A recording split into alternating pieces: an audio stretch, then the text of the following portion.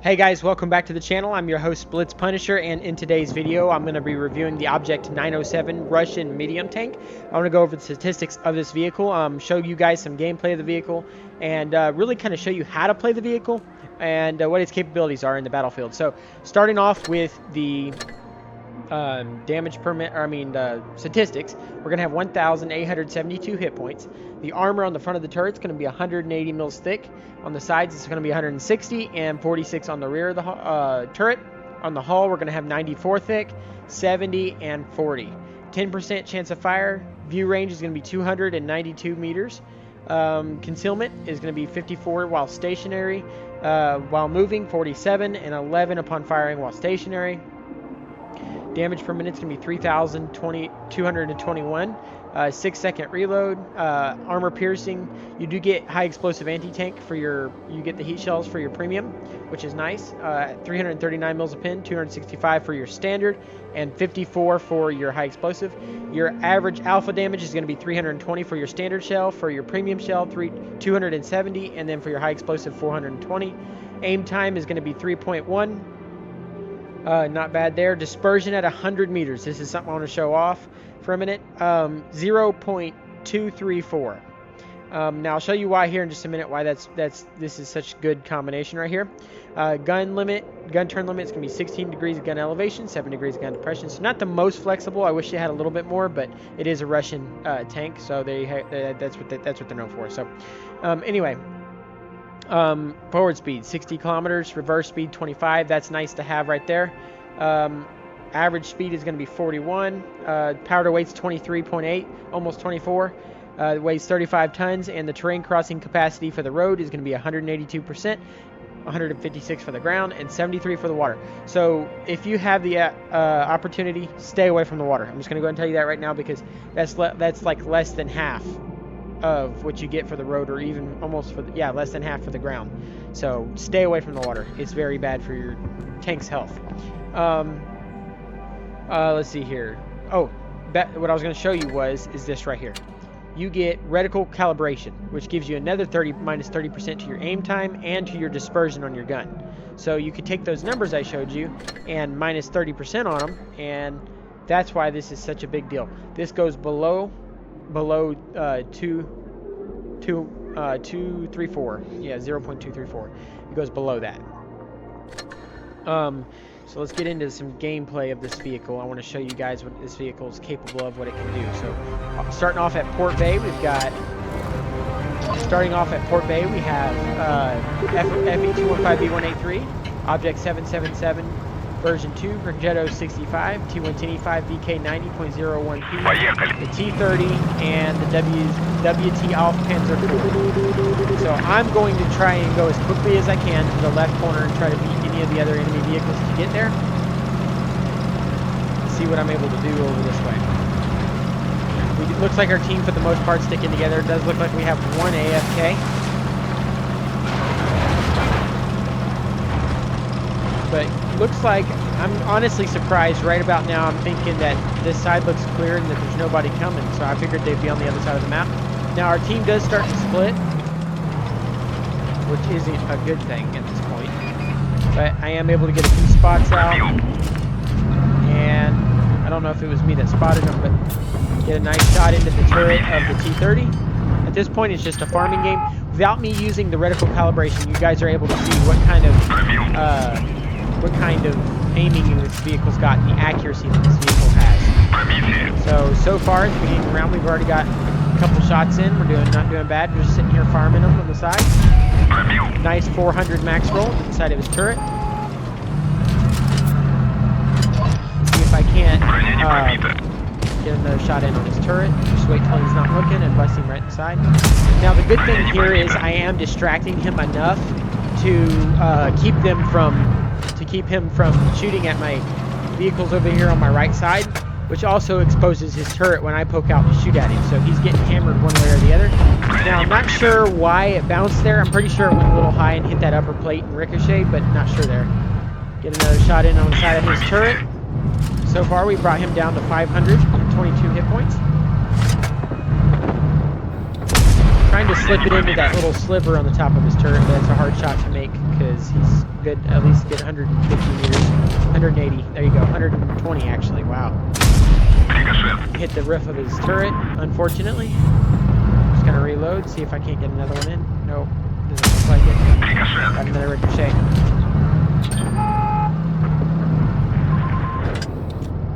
Nothing here. Let's see if I can't make this shot. Unfortunately, that bounced. Even with me switching, it's not enough to actually make the overmatch the armor on his turret if I switch to premium, so I was just trying to see if I couldn't make those little slivers. Got a shot in on the lower plate of the 777. Really, this round's just been mostly a farm. I've dodged occasional shots here and there, just pulling back at the right time. Here it comes. You can see the accuracy without me using reticle calibration. I was able to hit him in the lower plate at that distance, at that angle, which is very nice. Get another shot in on his track wheel. And keep in mind, he is like 240 meters away, 240, 250, something like that. Now, at this point, the Pachetto 65 is trying to put pressure on the 60 TP, on the rear end of the 60 TP, to force him to turn around. So I'm going to try to track him, and that's unfortunate. I wasn't able to track him, but at least I got the pin out. Now I'm going to chase him, see if I can't finish him off, because he needs to go, because he's going to cause problems later on if not, because he is an autoloader, and all he's got to do is get behind you and cause 1,000 damage to you easy. 1,100, 1,200 damage, depending on what his RNG is. So let's see here. At this point, it is a 4 versus 3, but I'm going to try the best I can to pull us out because they are quite low on their HP. So I just decide not to chase him. I get a shot in on the BK-90. He does pin me back, but I'm going to go ahead and switch to a premium shell and see what kind of accuracy I can use here on that little turret cheek. I was able to get the clearing shot on his turret cheek. Now, I'm not sure at this point what the Pachetto was thinking or why he just rushed me. I wasn't sure. He just threw his tank away, because even if he did pin me, I was still going to kill him. And there's the hammer. That's the guy I'm a little bit concerned about at this point. He shoots a heat shell at me and knocks my track out, and I get the heat shell on the 183. So, there you go. That's our first match. Let's see what we're able to do in this match. See the end result. Alrighty, so it looks like we were able to deal 4,010 damage, get a second class badge, destroy 3 enemy vehicles, and end up top on the team. Alrighty, so now for our next replay, we're on Ghost Factory, and up against us we have the FV215B 183, the IS-7, the Kampfpanzer 50-ton, the Object 260, the Object 268, the Type 71, the WZ-113 GFT. So, alrighty, so I'm going to head over to the left side. So I did get a little bit of a late start here. But I'm going to head over to this left side, see what I can do. Well, it's just the Batchat 25-ton, and I'm not willing to risk it against an Object 260 and what it looks like, I'm not sure what the other one is, 2 heavy tanks on us, so I'm not going to do that. But I am going to go ahead and get myself prepared to see if I can't make a shot. Unfortunately, I ain't got the shot there, so I'm not going to waste the time. I'm just going to go ahead and go for it. We're going to leave out of this position, because this is not going to be good if we get stuck, because the rest of our team went to the right. So I'm just going to go ahead and push to the right side and see if I can't get a different location. It does look like, though, for the most part, we're kind of staying grouped together, like on one side. We're all rotating like we should, except for the Moss. I'm not sure why the Moss just decided to hunker down there, which, I mean, I get it. He is slow. So he's, at this point, just got to take it on the chin. But I am going to try to rush the 113 GFT and see if I can't go ahead and help him finish him off as quickly as possible, especially since he's hammering our IS-7. Now, unfortunately, I did bounce that, and oh boy, there's the 183. I did not realize he was going to stare at me like that. So, thankfully, I was able to use that brick wall, because high explosive shells don't go through any objects. It blows up on the object. So, thankfully, I was able to use the brick wall.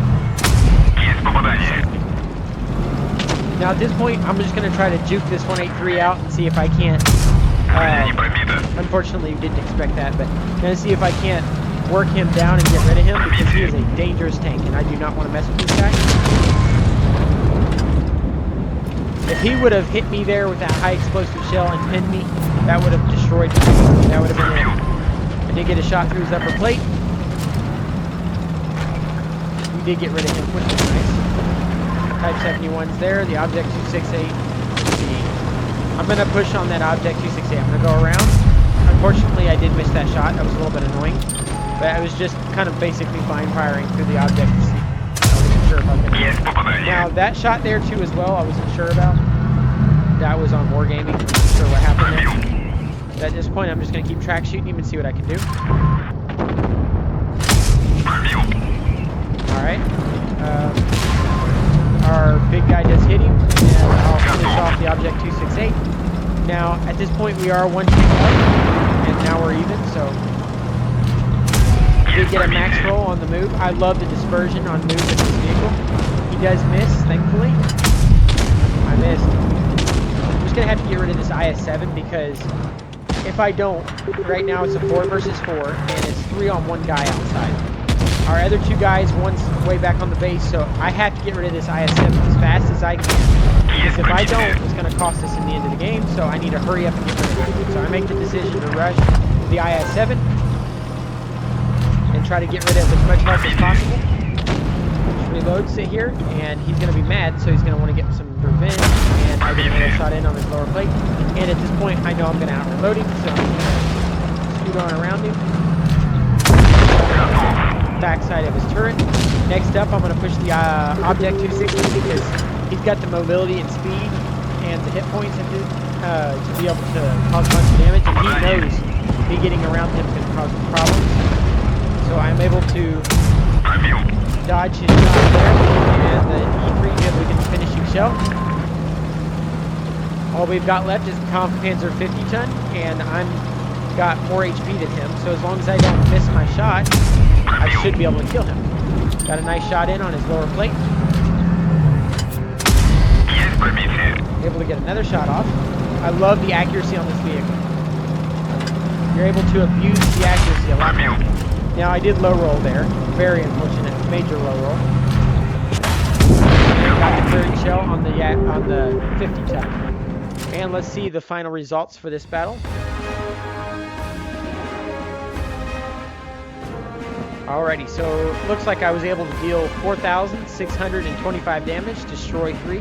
I did get a first class badge and top on the team.